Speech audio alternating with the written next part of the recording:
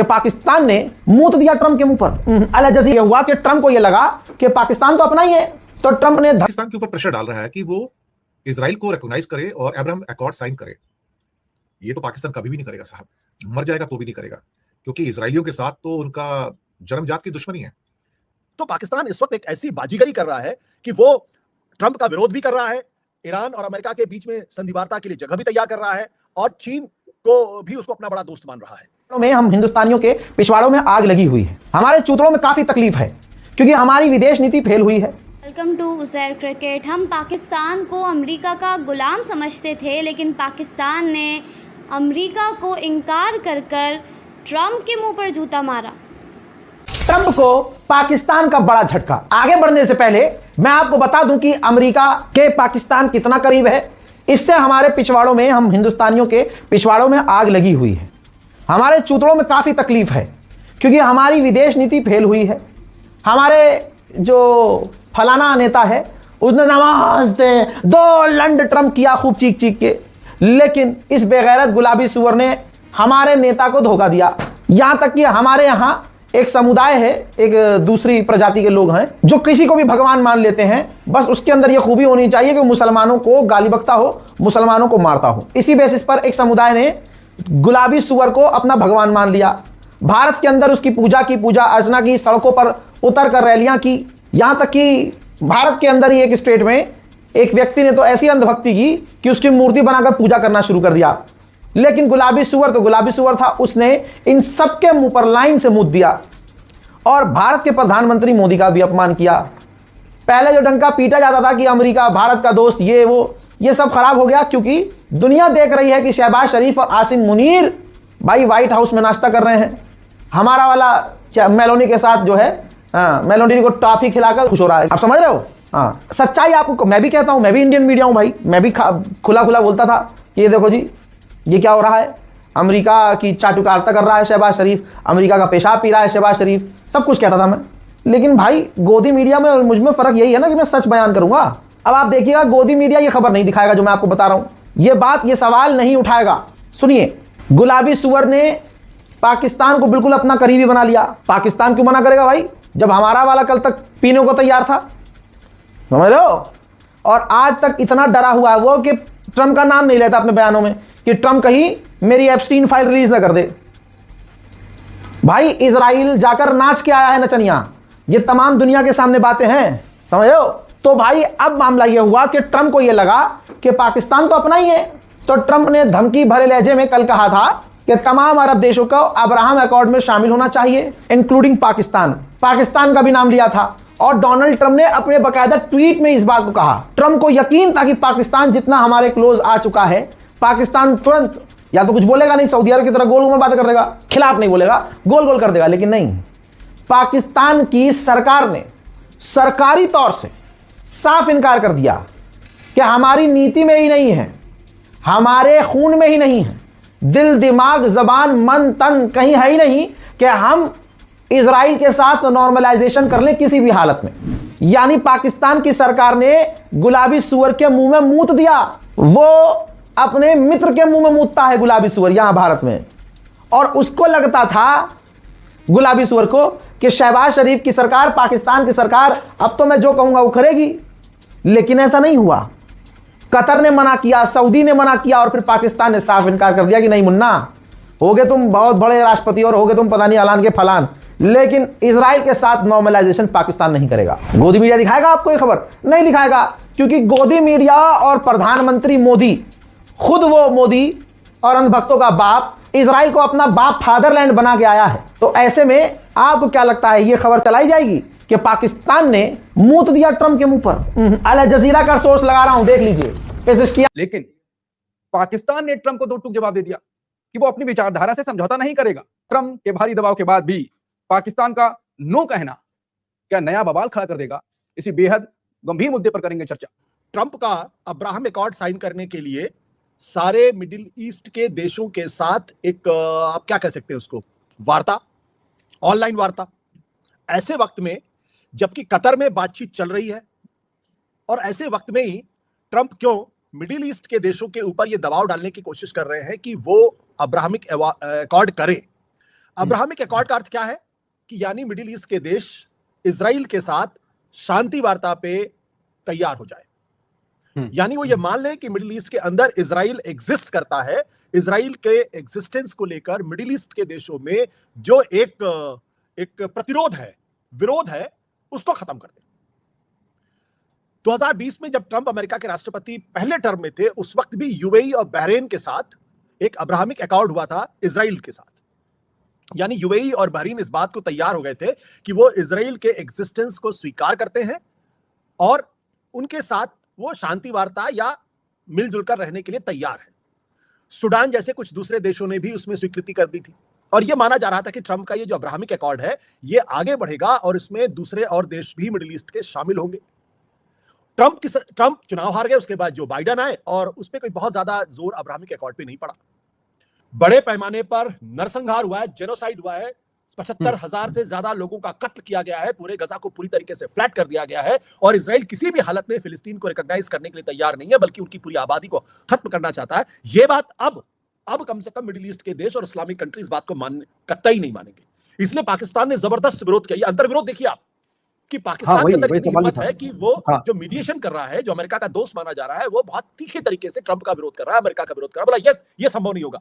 UAE ने भी इस बात का विरोध किया है, जिसने पहले अब्राहमिक अकॉर्ड किया था, और सारे मिडिल ईस्ट के देश इसका विरोध कर रहे हैं। तो ट्रंप कम से कम नेतन्याहू को यह संदेश दे रहे हैं कि भाई देखो, हमने तो कोशिश कर ली, अब ये मिडिल ईस्ट के देश नहीं मानते तो मैं क्या कर सकता हूं इसमें। तो इसलिए आज की तारीख में किसी भी इस्लामिक कंट्री के लिए गजा में जिस तरीके से नरसंहार हुआ है और जिस तरीके से ईरान पर हमला किया गया, जिस तरीके से दक्षिण लेबनान पे हमला हुआ है इजराइल ने किया, उसके बाद किसी भी मुस्लिम कंट्री के लिए यह संभव ही नहीं है कि वो फौरन इस वक्त वो इजराइल के साथ कोई समझौता कर ले और इजराइल के एग्जिस्टेंस को मान ले। क्योंकि पाकिस्तान और आज की तारीख में पाकिस्तान और अमेरिका के रिश्ते बहुत बेहतर हो गए हैं। और इंटरेस्टिंग बात यह है कि अमेरिका और पाकिस्तान और चीन के रिश्ते भी बहुत अच्छे हो गए हैं। और शी जिनपिंग ने अभी शहबाज शरीफ की जो बीजिंग में वार्ता हो रही है उसमें कहा है कि उनके और पाकिस्तान के जो रिश्ते हैं वो अनब्रेकेबल है, ऐसी दोस्ती है जो टूट ही नहीं सकती। ये उन्होंने पाकिस्तान के बारे में कहा है। तो और दुनिया जानती है कि अमेरिका और चीन के रिश्ते क्या हैं। तो पाकिस्तान इस वक्त एक ऐसी बाजीगरी कर रहा है कि वो ट्रंप का विरोध भी कर रहा है, ईरान और अमेरिका के बीच में संधि वार्ता के लिए जगह भी तैयार कर रहा है और चीन को भी उसको अपना बड़ा दोस्त मान रहा है। इन सारी चीजों को अगर आप ध्यान से देखने की कोशिश करेंगे तो आज की तारीख में पाकिस्तान की स्थिति पूरी ग्लोबल पॉलिटिक्स में बहुत इंपॉर्टेंट हो गई है और वो एक महत्वपूर्ण भूमिका निभा रहा है। आशुतोष जी, जब ट्रंप ने सोशल मीडिया पे एक हिसाब से पोस्ट किया तो उसमें बाकी देशों के अब्राहमिक अकॉर्ड के बारे में बाकी देशों के राष्ट्रपति, प्रधानमंत्री से अपील की गई थी और पाकिस्तान के शहबाज शरीफ नहीं थे, आसिम मुनीर थे। तो ये क्या बताता? आप तो खुला साफ तौर पर ऐलान हो गया कि पाकिस्तान को चलाती है सेना।